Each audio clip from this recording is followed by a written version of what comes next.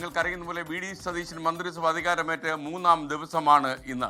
ഇനിയും വകുപ്പ് വിഭജനം പൂർത്തിയാക്കാൻ കഴിഞ്ഞിട്ടില്ല. ഘടകകക്ഷികൾ തമ്മിൽ അഭിപ്രായ വ്യത്യാസങ്ങളുണ്ട്. ചില ആളുകൾക്ക് സീനിയറായിരുന്നിട്ടും താരതമ്യ പ്രാധാന്യം കുറഞ്ഞ വകുപ്പുകൾ ലഭിച്ചു എന്നുള്ള പരാതികളൊക്കെ ഉയരുകയാണ്. എന്നാൽ ഇന്ന് ഉച്ചയ്ക്ക് മുമ്പ് ലോക് ഭവനിൽ ഈ വകുപ്പ് വിഭജനത്തിൻ്റെ വിശദാംശങ്ങൾ എത്തിക്കുമെന്നാണ് പറയുന്നത്.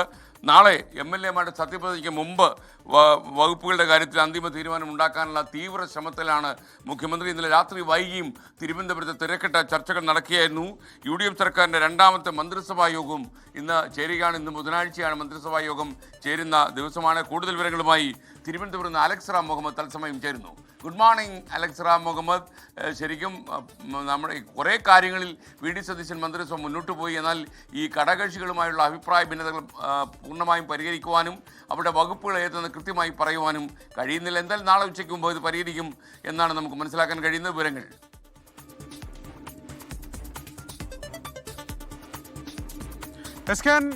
Good morning. എസ്കൻ സൂചിപ്പിച്ചതുപോലെ വി ഡി സതീശൻ സർക്കാർ അധികാരമേറ്റ് 3-ാം ദിവസമാണ്.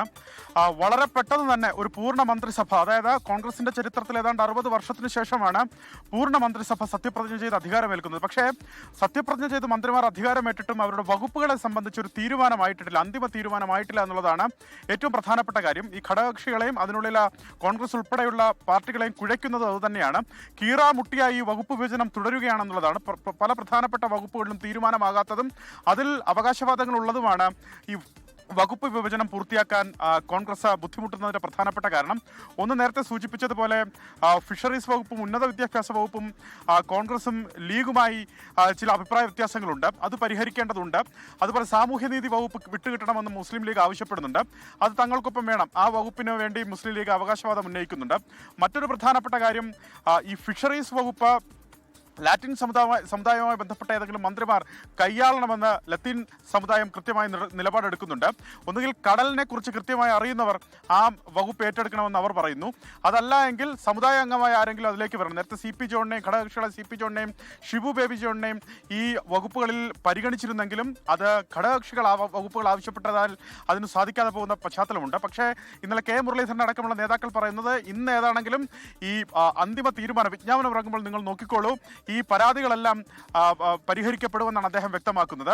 മനസ്സിലാക്കുന്നത് മറ്റു ചില ആളുകൾക്ക്, അതായത് AP അനിൽകുമാറിനെ പോലെ മുതിർന്ന സാമാജികർക്കടക്കം ഈ വകുപ്പ് വിഭജനത്തിൽ അതൃപ്തിയുണ്ട്. കാരണം അദ്ദേഹം ആഗ്രഹിച്ചിരുന്ന വകുപ്പല്ല AP അനിൽകുമാറിലേക്ക് വന്നു ചേരുന്നത്. അതുപോലെ പിന്നോക്ക സമുദായങ്ങളെ ഈ വകുപ്പ് വിഭജനത്തിൽ പൂർണ്ണമായി ഒഴിവാക്കി എന്ന വിമർശനം കോൺഗ്രസിനുള്ളിൽ തന്നെ നിലനിൽക്കുന്നുണ്ട്. അതുപോലെ മാണി സി കാപ്പന് വലിയ എതിർപ്പ് നിലനിൽക്കുന്നു. മാണി സി കാപ്പൻ ആ അതൃപ്തി ഇന്നലെ മുഖ്യമന്ത്രി വി ഡി സതീശനെ മുതിർന്ന ക്യാബിനറ്റിലെ തന്നെ മുതിർന്ന മന്ത്രിമാരെ, കുഞ്ഞാലിക്കുട്ടി അതുപോലെ രമേശ് ചെന്നിത്തല അടക്കമുള്ള മന്ത്രിമാരെയും കണ്ട് തന്റെ അതൃപ്തി അദ്ദേഹം വ്യക്തമാക്കിയിട്ടുണ്ട്. കാരണം ടേം വ്യവസ്ഥ വേണ്ട എന്ന് അദ്ദേഹം ആദ്യം മുതൽ തന്നെ അദ്ദേഹം വാദിക്കുന്നുണ്ട്. പക്ഷേ ടേം വ്യവസ്ഥയിലെ അനൂപ് ജേക്കബും അതുപോലെ മാണി സി കാപ്പനും മുന്നോട്ട് പോകൂ എന്നുള്ളത് അത് മുന്നണി തീരുമാനമായി അവർ പ്രഖ്യാപിക്കുന്നു. പക്ഷേ ആദ്യത്തെ 2.5 വർഷം തനിക്ക് ക്യാബിനറ്റ് പദവിയുള്ള അല്ലെങ്കിൽ ക്യാബിനറ്റ് പദവി വേണം എന്നുള്ള തീരുമാനത്തിൽ അദ്ദേഹം ഉറച്ചു നിൽക്കുന്നു. ആ തീരുമാനം അദ്ദേഹം മുഖ്യമന്ത്രി വി ഡി സതീശനോടക്കം ആവശ്യപ്പെട്ടതായാണ് നമുക്ക് ലഭിക്കുന്ന വിവരം. എന്നാണെങ്കിലും ഇന്ന് പ്രോടൈം സ്പീക്കറുടെ സത്യപ്രതിജ്ഞ ഇന്ന് ലോക് ഭവനിൽ നടക്കുകയാണ്. മുഖ്യമന്ത്രി വി ഡി സതീശൻ ഇന്ന് ലോക് ഭവനിലേക്ക് എത്തും. അദ്ദേഹം അവിടെ ഇന്ന് ഗവർണറുമായി ആശയവിനിമയം നടത്തുമെന്ന് മനസ്സിലാക്കുന്നുണ്ട്. അതായത് ഇന്ന് ഉച്ചയ്ക്ക് മുമ്പ് വകുപ്പ് വിഭജനം സംബന്ധിച്ച ഒരു അന്തിമ തീരുമാനമാകും എന്നുള്ളതാണ് കോൺഗ്രസ് ക്യാമ്പിൽ നിന്നും UDF ക്യാമ്പിൽ നിന്നും ലഭിക്കുന്ന വിവരം.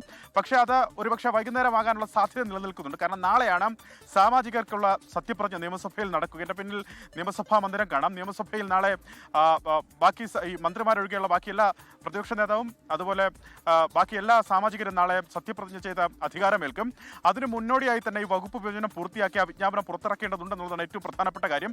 ഇന്ന് വി ഡി സതീശൻ മന്ത്രിസഭയുടെ 2ാമത് മന്ത്രിസഭാ യോഗം ചേരുന്നുണ്ട്. ജനപ്രിയ പ്രഖ്യാപനങ്ങൾ അതിൽ പ്രതീക്ഷിക്കുകയും ചെയ്യുന്നുണ്ട്. ആ യോഗത്തോടു കൂടി തന്നെ ഒരുപക്ഷെ ഈ വകുപ്പ് വിഭജനത്തിൽ ഒരു അന്തിമ തീരുമാനമാകാനാണ് സാധ്യത. അത് പരാതികളില്ലാതെ അത് പരിഹരിക്കുന്നതിനുള്ള നീക്കമാണ് നടന്നുകൊണ്ടിരിക്കുന്നത്. ചാണ്ടി ഉമ്മനെ മന്ത്രിസഭയിലേക്ക് പരിഗണിക്കാത്തതിൽ A ഗ്രൂപ്പിനടക്കം വലിയ അതൃപ്തി ഇതിനോടകം ഉണ്ടായിക്കഴിഞ്ഞു. അവർ ആ അതൃപ്തി ACC നേതൃത്വത്തിന് മുന്നിൽ അവതരിപ്പിക്കുകയും ചെയ്തിട്ടുണ്ട്. ചാണ്ടി ഉമ്മനായി സംസ്ഥാനത്തിന്റെ വിവിധ ഇടങ്ങളിൽ, പ്രത്യേകിച്ച് തിരുവനന്തപുരത്ത് KPCCയുടെ മുന്നിലൊക്കെ അദ്ദേഹത്തെ KPCC നേതൃപദവിയിലേക്ക്, അധ്യക്ഷ പദവിയിലേക്ക് കൊണ്ടുവരണമെന്ന് ആവശ്യപ്പെട്ടുള്ള ഫ്ലെക്സ് ബോർഡുകളൊക്കെ ഇതിനോടകം പ്രത്യക്ഷപ്പെട്ടിട്ടുണ്ട്. ഈ വകുപ്പ് വിഭജനവും മന്ത്രി തർക്കവുമായി ബന്ധപ്പെട്ട കോൺഗ്രസിനുള്ളിൽ ഉടലെടുത്ത UDF മുന്നണിക്കുള്ളിൽ ഉടലെടുത്ത ആ തർക്കങ്ങൾ ഇപ്പോഴും തുടരുന്നു. മണിക്കൂറുകൾക്കുള്ളിൽ അത് പരിഹരിക്കാനാകുമെന്ന ശുഭാപ്തി വിശ്വാസത്തിലാണ് മുഖ്യമന്ത്രിയും അതുപോലെ പ്രധാനപ്പെട്ട നേതാക്കളും.